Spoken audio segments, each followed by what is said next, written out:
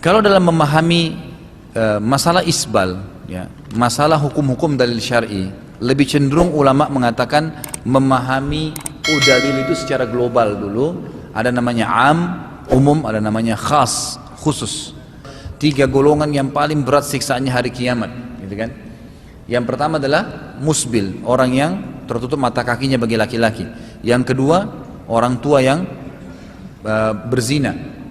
Kemudian riwayat ini mengatakan raja yang pembohong.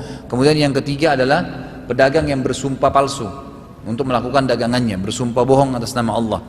Intinya adalah orang isbal di sini mutlak, semua dikenain hukum. Abu Bakar datang kepada Nabi SAW lalu berkata, ya Rasulullah, saya kalau sholat, begitu hadisnya ya, coba baca hadis Abu Bakar ini. Saya kalau sholat, pakaian saya melorot sehingga menutupi mata kaki, gitu kan? Apakah saya termasuk ancaman tadi? Kata Nabi SAW, tidak. Ulama hadis menanggapi nih, kenapa dikatakan tidak? Karena Abu Bakar ini pakaiannya melorot, bukan sengaja diisbalkan. Jadi di sini jelas Abu Bakar pun karena kasus melorotnya, bukan karena sengaja pakai baju isbal, celana atau pakaian isbal lalu kemudian Nabi bolehkan, bukan karena itu, gitu kan?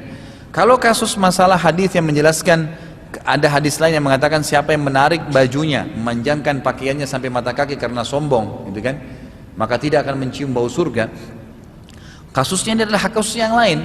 Berarti ada, kalau dia isbal plus sombong, berarti ada ancaman lain, kan gitu. Jangan ditarik, oh berarti kalau tidak sombong nggak apa-apa, nggak bisa, kan gitu. Makanya ada seorang sahabat lewat, lalu Nabi SAW mengatakan, kebetulan bajunya sampai jatuh nih, tutup mata kakinya. Kata Nabi, irfa thawbak fa innahu atqa li rabbika wa anka li thawbik. Hadis sahih riwayat Imam Ahmad, gitu kan?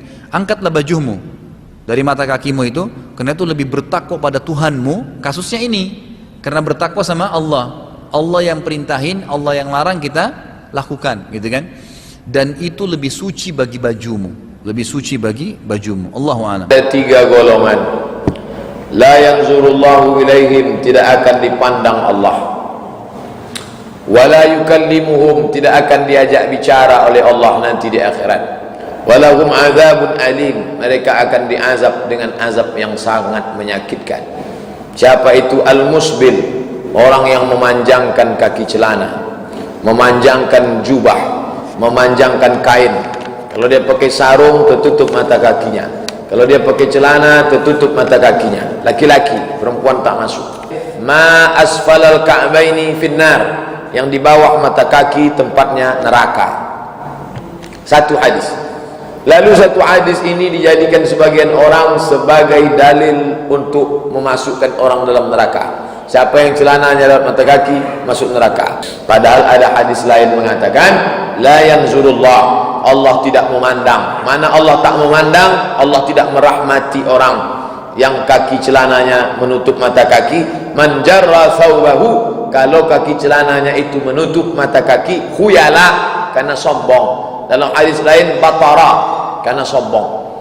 Kata Imam Nawawi dalam kitab Riyadhus Shalihin, 2 kitab. Satu lagi kitabnya Al-Minhaj Syarah Sahih Muslim Ibn Al-Hajjaj. Kalau sombong masuk neraka, kalau tak sombong tak apa-apa. Kata Imam Syaukani dalam kitab Nailul Awtar, kalau sombong haram, kalau tak sombong tak apa-apa. Kata Imam Sun'ani dalam Subulus Salam, kalau sombong haram, kalau tak sombong tak masalah. Kata Syekh Yusuf Qardawi dalam bukunya Kaifa Nata'amal Ma'as Sunnah, kalau sombong haram, kalau tak sombong tak masalah. Kata Syekh Atiyah Saqar dalam kitab Fatawa Al-Azhar, kumpulan fatwa-fatwa Al-Azhar, kalau sombong masuk neraka, kalau tak sombong tidak apa-apa. Itulah pendapat yang saya ambil. Jadi di situ ada sebabnya. Kalau sombong, Maulaya